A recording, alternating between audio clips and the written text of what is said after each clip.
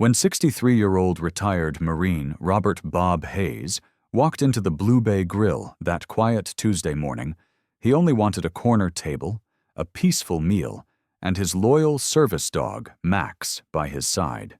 Max, a gray-muzzled Belgian Malinois, wasn't just company. He was trained to detect the earliest signs of PTSD attacks, having saved Bob more times than he could count. But peace was the last thing they found. Moments after sitting down, the restaurant manager marched over, stern and unyielding. "We don't allow pets," he declared, ignoring Bob's calm explanation and service dog ID. Laughter from a nearby table followed. "Probably just another guy with anxiety issues," someone scoffed. Without causing a scene, Bob stood, dignity intact, and quietly left. 2 hours later, the restaurant fell into stunned silence as 5 Marines in full-dress blues entered. Leading them was Captain James McAllister, who announced to the stunned staff and patrons, "We're looking for Sergeant Max and the man he's protected, Bob Hayes, our brother." McAllister revealed that Bob had once pulled 4 men from a burning Humvee in Kandahar, and Max had earned commendations for saving lives under fire. "And today," he added, "your restaurant turned them both away." The moment was recorded, and by evening the story went viral, transforming mockery into a public outpouring of respect.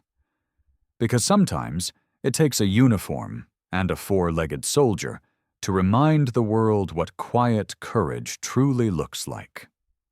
The day a dog silenced a restaurant. At 63, Robert Bob Hayes had lived a life most would struggle to comprehend. A retired Marine with decades of service behind him, he bore the weight of wars on his shoulders, both seen and unseen. His constant companion, Max, a calm and aging Belgian Malinois, wasn't just a pet. Max was a trained service dog who could detect Bob's PTSD episodes before even he could. Their bond had been forged in fire, literally, during a mission in Kandahar where Max had shielded Bob during an ambush and dragged him to safety. That Tuesday morning, Bob walked into the Blue Bay Grill, a local seafood joint. He picked a quiet booth in the back, and Max curled up obediently at his feet.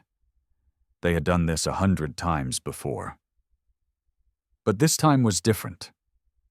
A young waitress greeted him warmly at first, but upon noticing Max under the table, her demeanor shifted. Moments later, a manager appeared.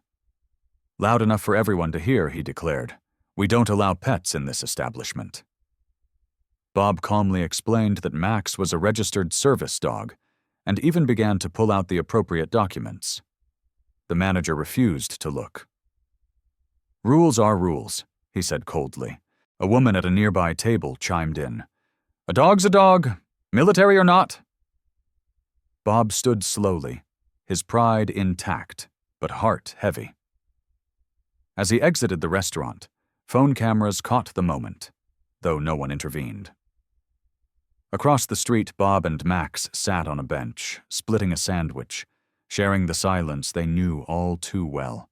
He took out an old photo from his wallet, himself bloodied on a stretcher, Max beside him, alert and ready.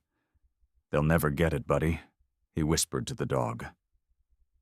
Max responded by gently placing his head on Bob's knee. 2 hours passed. Inside the Blue Bay Grill, the lunch rush was dying down when the doors burst open. In marched 5 Marines in dress blues, their boots hitting the tile floor in unison. The lead officer, Captain James McAllister, approached the host stand and declared, "We're looking for Robert Hayes and his service dog, Sergeant Max." The manager from earlier turned pale. Cameras were now everywhere. They left earlier," he stammered. Without raising his voice, Captain McAllister explained for all to hear. "Sergeant Max has more confirmed battlefield saves than most medics. Robert Hayes pulled 4 of my men from a burning vehicle. This morning your establishment refused them a seat." The silence was deafening. McAllister placed a framed photograph of Max in full tactical gear on the counter. At the bottom, one word was engraved: brother. The Marines turned and left. Across the street, Bob and Max were unaware of the scene unfolding inside. But one young waitress, tears in her eyes, rushed out with a takeout box and a note tucked beneath the twine. "We were wrong. Please let us make it right." Bob accepted it silently, his only question directed at Max. "Think we should give him another chance?" Max's tail wagged once. That was enough. A week later, a new sign appeared in the window of Blue Bay Grill. "We proudly welcome all veterans and their service companions." Beside it hung a framed display of military working dogs from World War II to Afghanistan. The restaurant manager resigned, replaced by a new one who immediately implemented staff training on the Americans with Disabilities Act and veteran sensitivity. Bob and Max became regulars again, always seated at their corner booth, now marked by a small plaque. "Bob and Max, Bravo Team, never forgotten." Because respect isn't about protocol, it's about people. Some heroes walk on 2 legs, others walk on 4, without ever asking for praise. If you believe service, of any kind, deserves honor, not humiliation, leave a comment below and tell us, who is your Max? And don't forget to subscribe for more powerful stories that remind us what truly matters. A Marine's loyalty and a town's wake-up call. At 62, Harold Bennett didn't expect much from the world anymore. Just a quiet meal, his service dog by his side, and a little peace. A former Marine with memories buried deep in Afghanistan's dust, Harold carried more than old wounds. He carried silence, scars, and one companion who'd never left his side. Ranger, a seasoned Belgian Malinois with silvering fur and eyes that had seen just as much as his handler. Ranger wasn't just a dog. He was trained to detect the earliest signs of Harold's PTSD. A slight shift in breath, a tremor in his hands, and Ranger would lean gently into Harold's leg to calm him. Together, they'd faced explosions and ambushes. Now, they faced something different: casual cruelty. It was a Tuesday when Harold walked into Seaside Grill, a seafood diner by the coast. He asked for a quiet booth. Ranger, in his vest marked, "Service Dog, Do Not Distract," settled under the table. Moments later, a manager approached. "We have a strict no-pets policy," he announced loudly. Harold calmly explained that Ranger wasn't a pet, but a registered service dog. He even pulled out the documentation. The manager waved it away, unmoved. "Health codes, and some guests may be uncomfortable," he added. A woman nearby chuckled. "Dog's a dog. Doesn't matter if he's been to war." Harold stood, humiliated but composed. Ranger rose beside him in perfect sync. They walked out in silence, no one stopping them, no one speaking up. Across the street they sat on a weathered park bench, shared a sandwich, and watched the waves. 2 hours later, Seaside Grill fell quiet as 5 Marines in full-dress blues entered with purpose. Captain James Weston, their commanding officer, stepped up to the front. "We're here looking for Harold Bennett and his service dog, Sergeant Ranger," he said calmly, but with a presence that froze the entire dining room. The manager paled. "Mr. Bennett pulled my men from a burning Humvee in Kandahar. His dog has more confirmed battlefield saves than most medics, and this establishment refused them a seat." A hush swept the restaurant. Captain Weston placed a photo on the counter. Ranger in full tactical gear, with a unit patch and the word "brother" engraved underneath. No threats, no raised voices. Just quiet truth.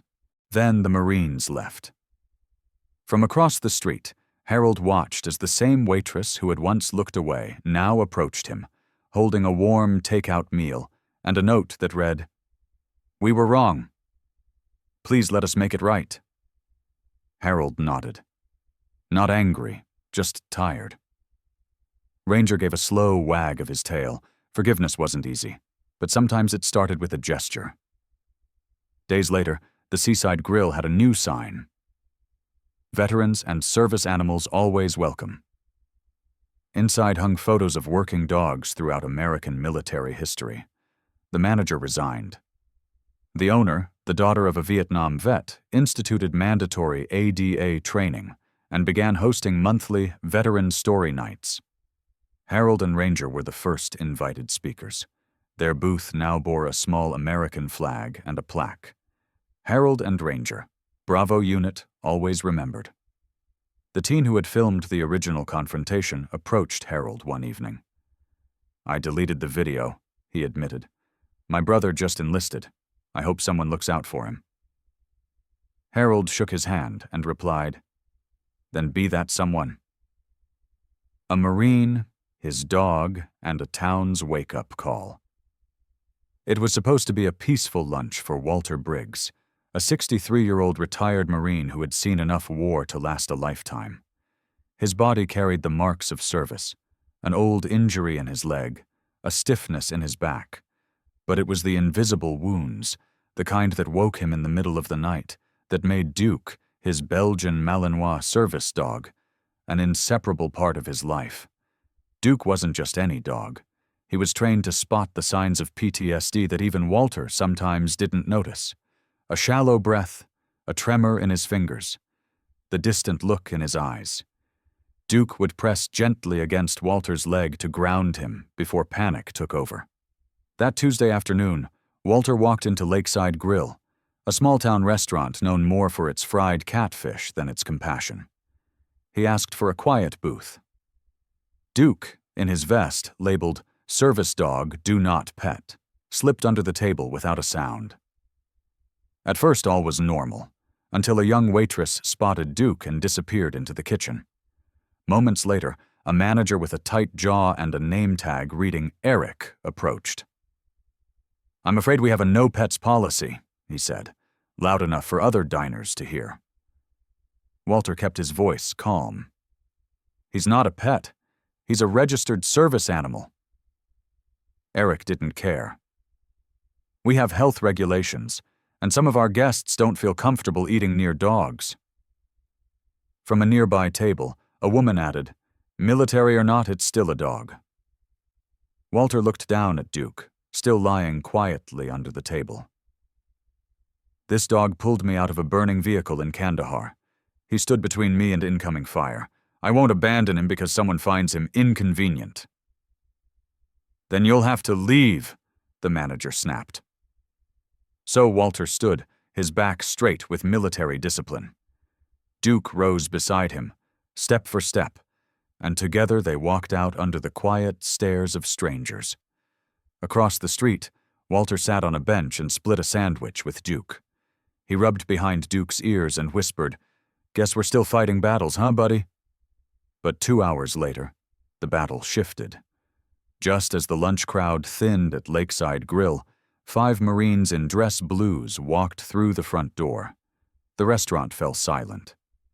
Leading them was Captain Jordan McNally, who approached the hostess stand and asked in a firm voice, "We're looking for Mr. Walter Briggs and his service dog, Sergeant Duke." The manager appeared, now visibly pale. "They left earlier," he stammered. Captain McNally nodded slowly. "That man pulled my fire team out of an ambush. That dog has more confirmed saves than most medics. You turned away a hero." Then he placed a framed photo on the counter. Duke in combat gear, standing next to Walter in full uniform. Beneath the photo, "Brothers in Arms." The Marines didn't yell. They didn't threaten. They simply turned and walked out. But the message hit harder than any shout ever could. From the other side of the street, Walter watched, unaware of what had just unfolded. A young waitress, tears in her eyes, rushed out with a takeout box and a handwritten note. "We're sorry. Let us try again." Walter accepted it with quiet grace. "What do you think, Duke? Should we give them a second chance?" Duke's tail thumped once against the sidewalk. That was all the answer Walter needed. Within a week, the restaurant had a new sign in the window.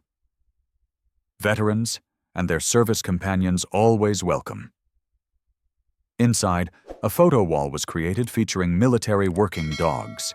Outside, a small crowd gathered as the local Veterans Association pinned an honorary medal onto Duke's vest, "Four-legged warrior, above and beyond."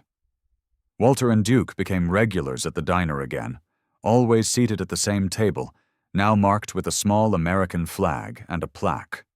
"Walter and Duke, Bravo team never forgotten." Some people say heroes only exist on the battlefield, but sometimes all it takes to remind a community of its values is a man, a dog, and the silence that follows injustice. When they turned away a hero, the Marines answered at 63 years old. Franklin Hayes had long since retired from his days in uniform. A former Marine with the scars, visible and otherwise, to prove it, he didn't ask much from the world. Just a quiet life, the occasional warm meal, and the company of his service dog, Max. Max was more than just a loyal companion. He was trained to sense the early signs of Franklin's PTSD, gentle pressure on the leg when the tremors began, alert stillness when the room felt like it was closing in. The bond they shared had been forged not in a backyard, but in the rubble-strewn chaos of Afghanistan. Max had saved Franklin's life more than once. In every way that mattered, they were still deployed, just on different terrain. That Tuesday, Franklin walked into Seaside Grill, a small seafood restaurant just off the coastal highway. He requested a quiet booth and took his seat, Max settling under the table without a sound. But not everyone saw the calm, obedient dog. The waitress brought water, but when she noticed Max's vest, clearly labeled service animal, she turned away and hurried to the back. Moments later, the manager, a man named Eric, appeared with a look of disapproval. "We have a no-pets policy," he said, loud enough for everyone to hear. Franklin responded patiently. "He's not a pet. He's a service dog. I've got the paperwork." Eric didn't care. "Rules are rules. Some guests might be uncomfortable." From a nearby booth, a woman in designer sunglasses muttered, "Dog's a dog, uniform or not." Franklin kept his voice steady. "That dog pulled me from a burning Humvee. He stood between me and enemy fire. I won't leave him behind." Eric crossed his arms. "Then you know what you need to do." So Franklin stood. Max rose beside him, every step in perfect rhythm. Together they walked out. Not with anger, but with quiet dignity, past a crowd that said nothing, did nothing. Across the street, Franklin sat on a bench, shared half a sandwich with Max, and stared across the parking lot. He had faced worse in the desert. But there was a different kind of sting to being dismissed at home.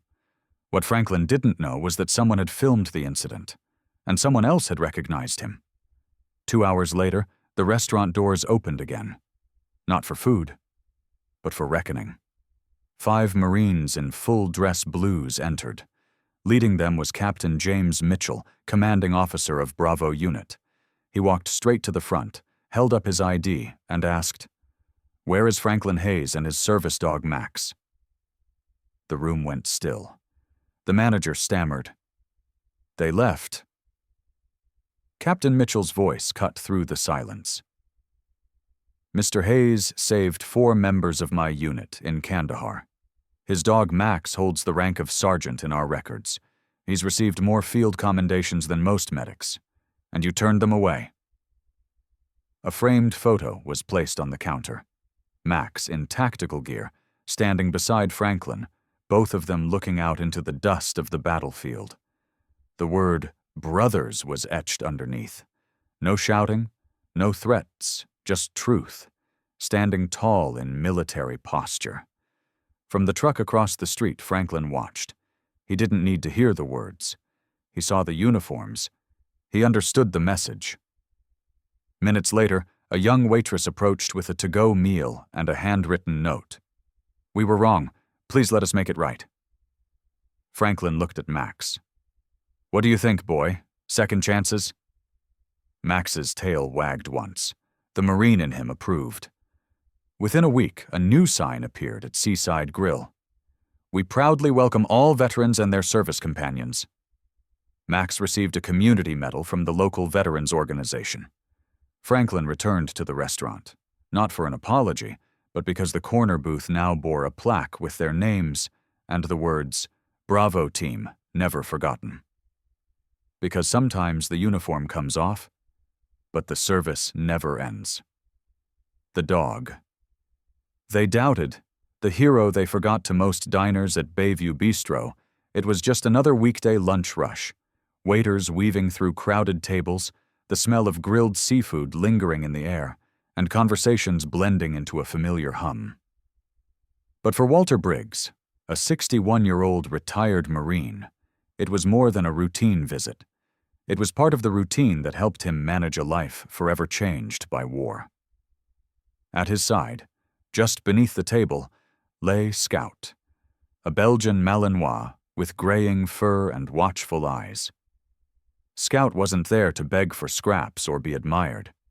He was Walter's service dog, a trained protector against PTSD-triggered panic attacks, grounding his handler with subtle pressure and silent presence.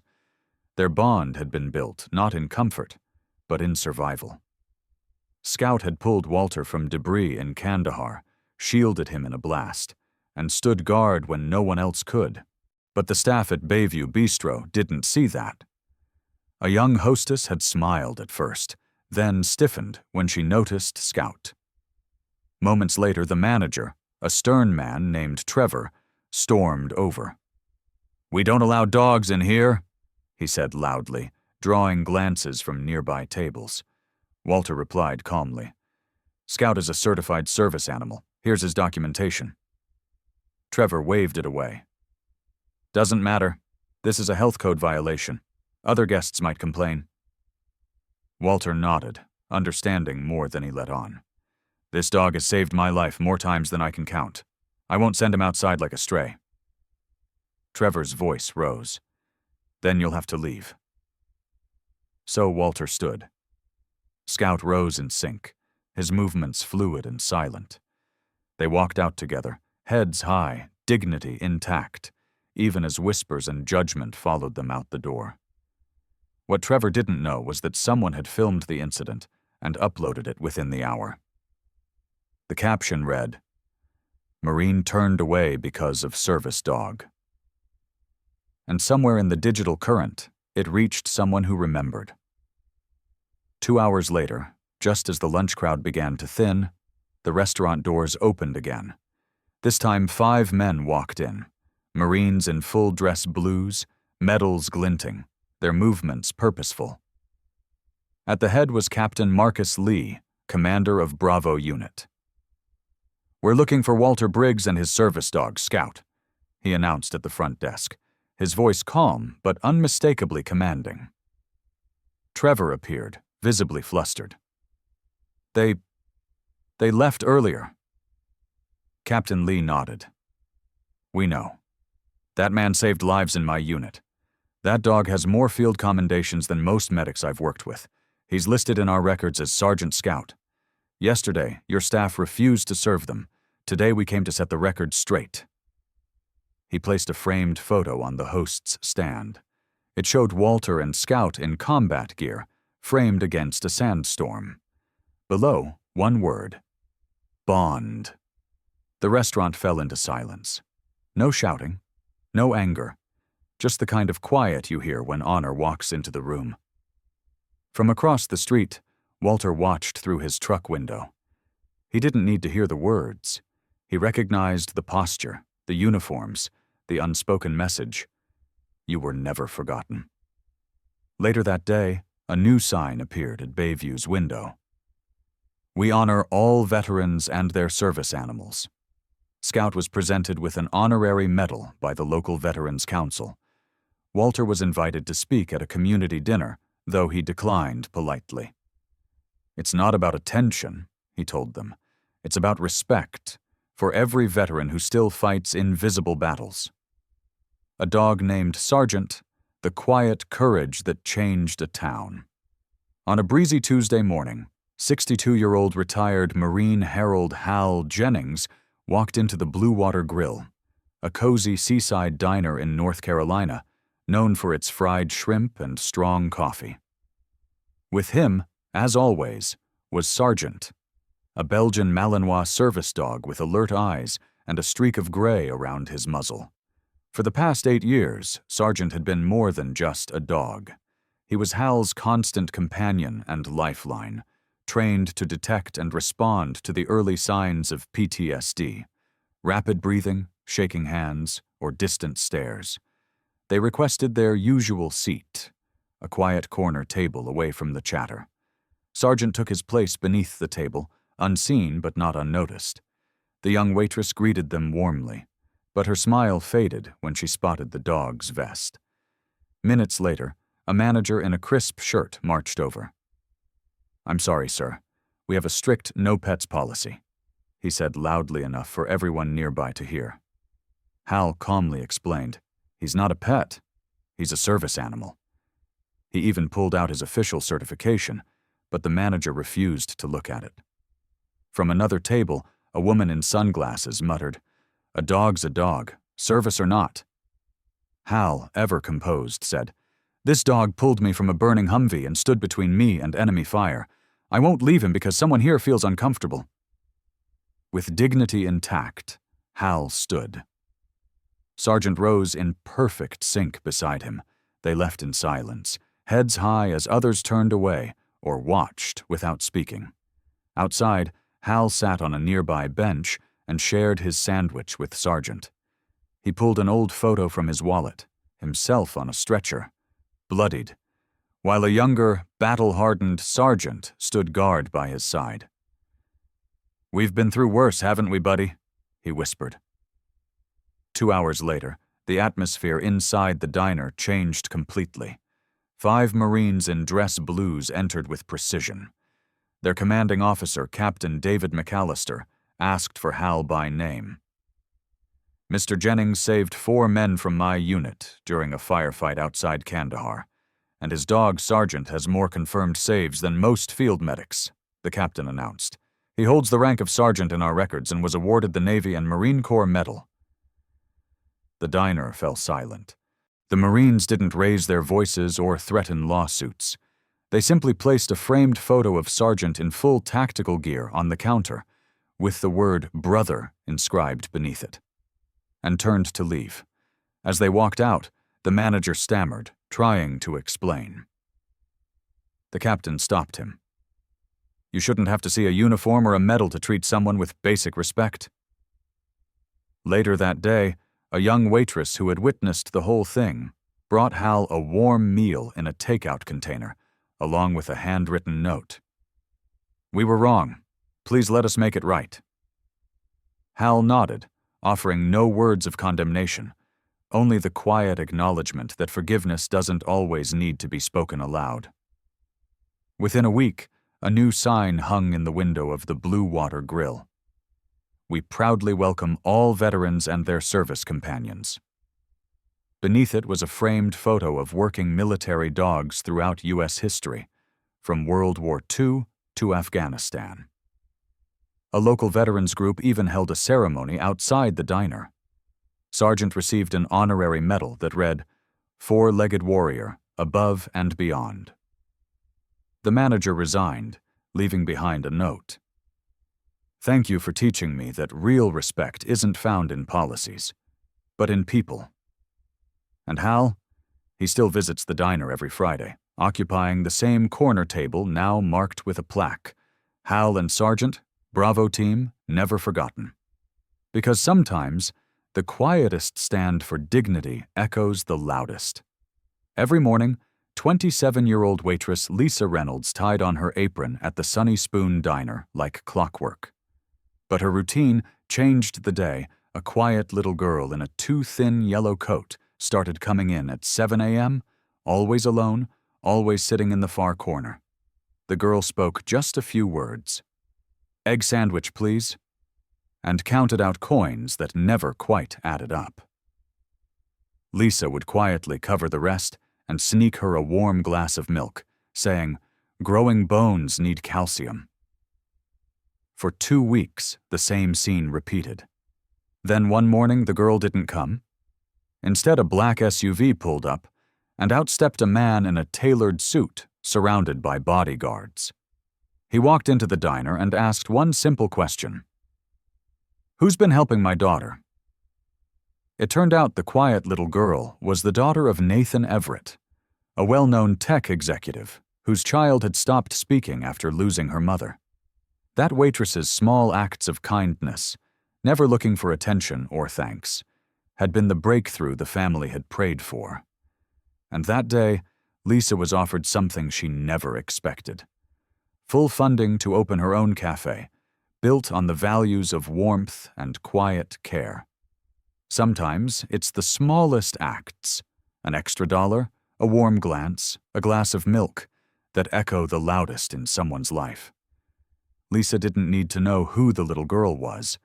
She simply saw hunger, loneliness, and fear, and chose compassion. Have you ever been helped by someone when you least expected it? Comment their name below. Let their story live on. And if you believe kindness still changes lives, even when no one's watching, subscribe now to hear more stories that honor the quiet heroes among us.